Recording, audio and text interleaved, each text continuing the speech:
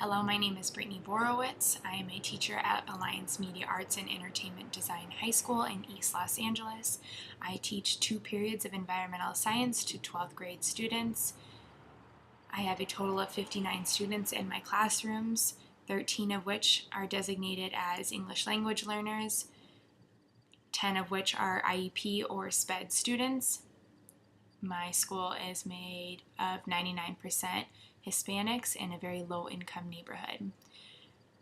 I will be discussing our first lesson in our global climate change unit.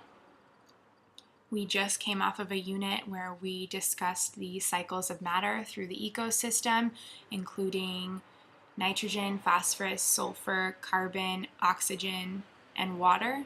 So this included photosynthesis and respiration.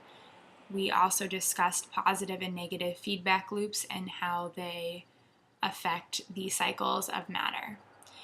I did not receive great results off the unit exam from our last unit, and so my students did error analysis and reflection, and together we came up with a plan for moving forward.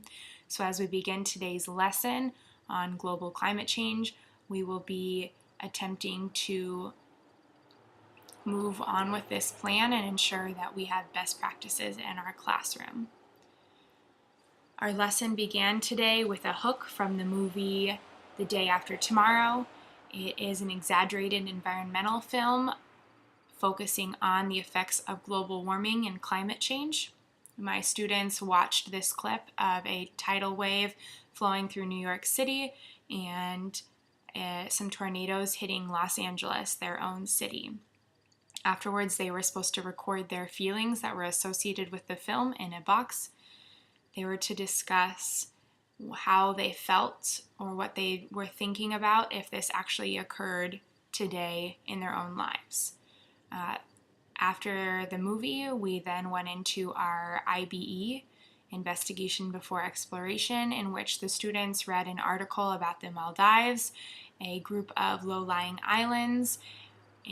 In 2004, a tsunami hit these islands and there were severe damages due to sea level rise.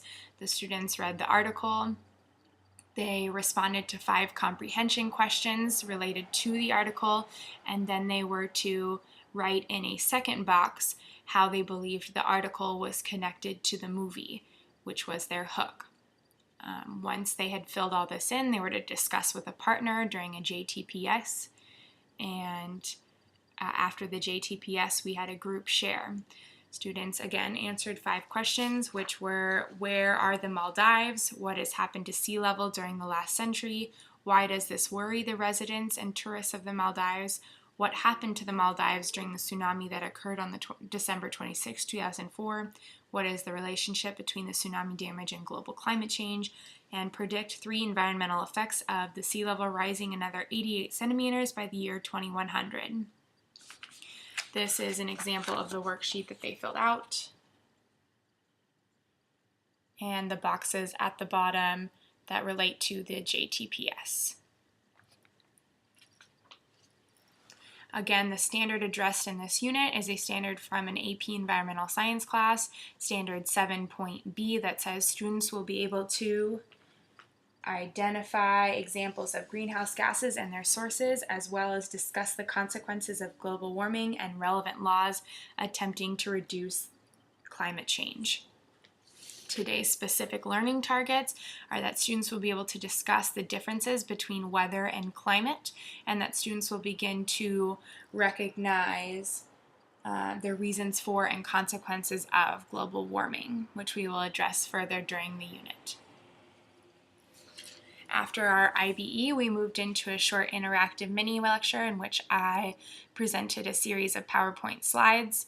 In these PowerPoint slides, I include slides that have what I call throwbacks on them, with key vocabulary words such as anthropogenic, which is a word that we've seen before in previous units, but I want to ensure that students remember the meaning because it will be heavily used again in this unit.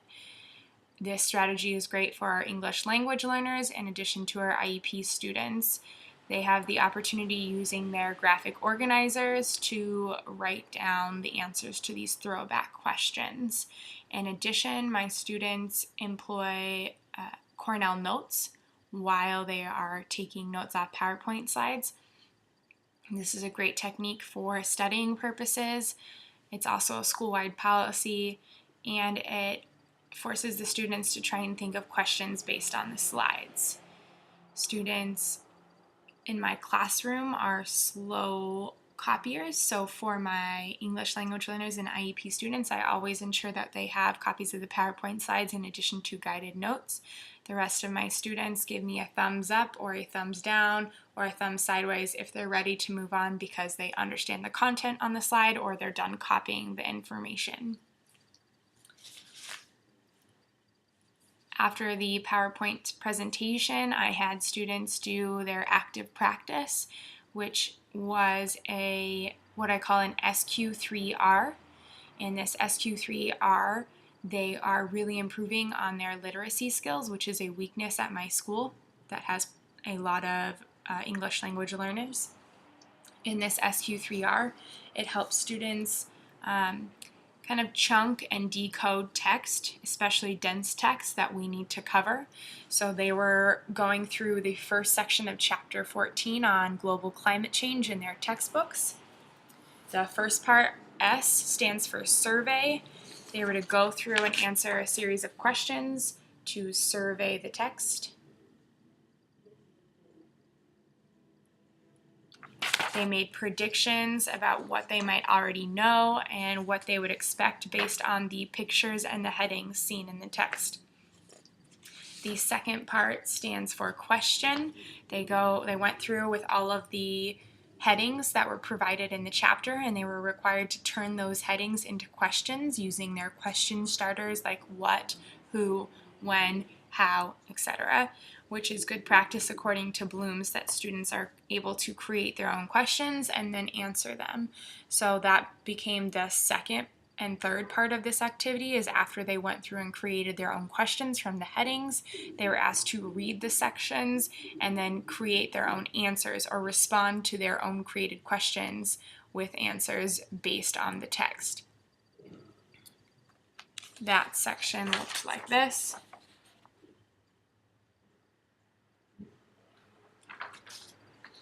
When students were done creating their questions, reading the text, and reciting their answers in the boxes provided, they had a review section at the end, which is the third R of SQ3R. That review section has questions created by the teacher, by myself. The students were asked to then answer the review questions. If they were able to answer the review questions, that told me that they had read the text properly and had understood the information.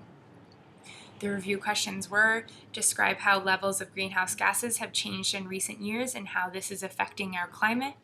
How do scientists know what the atmosphere looked like thousands of years ago? Name and describe each of the three methods below. And the final question said, your sister looks outside and says, look, it's snowing today. I guess we don't have global warming yet. You, however, as an astute environmental science student, know that there's a difference between weather and climate. So what do you tell her?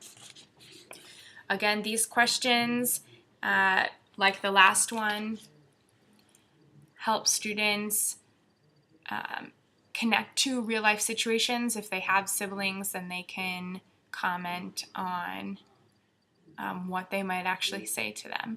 Also, these three questions allow me to divide the chapter up, and depending on which one students miss or are weaker on, I can then go back and discuss that before the lesson is over today. Following the SQ3R, students had one last part of the lesson, which was part of their active practice as well. They had a gallery walk where they were asked to walk around the classroom and visit different stations that addressed the specific impacts of climate change. So, for example, it had sea level rise. It discussed how glaciers were melting, so polar bear habitats and penguin habitats were decreasing, human health risks, and many more examples. So the students went around, they took notes off these. My students like gallery walks because it gives them the opportunity to move around. And finally, we had an exit assessment as our final closing piece for the lesson. The exit assessment looked like this, where students are required to justify their answers if they're multiple choice as well as if they're short answer. When they're done with the assessment, they do an error analysis after I've graded it to correct the answers that they got wrong. Between the responses during the SQ3R, the responses during the JTPS after the Maldives and Hook, and between the exit assessment, I acquired data about my students' understanding of the causes and impacts of climate change and their understanding of the difference between weather and climate. The difference between weather and climate was a big weakness for my students, so we also addressed it during the following day. Less than 80% of my students were able to clearly articulate that weather was short-term and climate was long-term, that weather was in a localized area and that climate was over a region. For this reason, we addressed it during the following lesson. Based on the review questions, based on the exit assessment and the review questions of the SQ3R, my students did understand the impacts of climate change. They struggled a little bit with the concept of the greenhouse effect and greenhouse gases, but that is to be further discussed in a lab that we do about the greenhouse effect. Overall,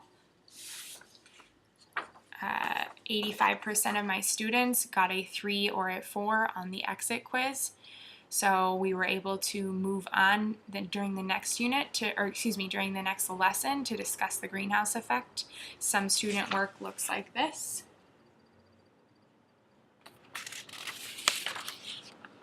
You can see that they give very detailed answers and that this method was very effective for the SQ3R.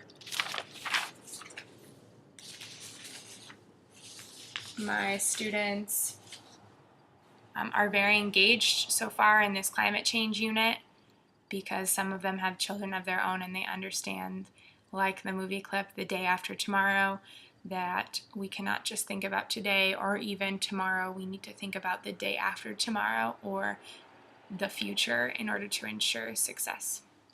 Thank you.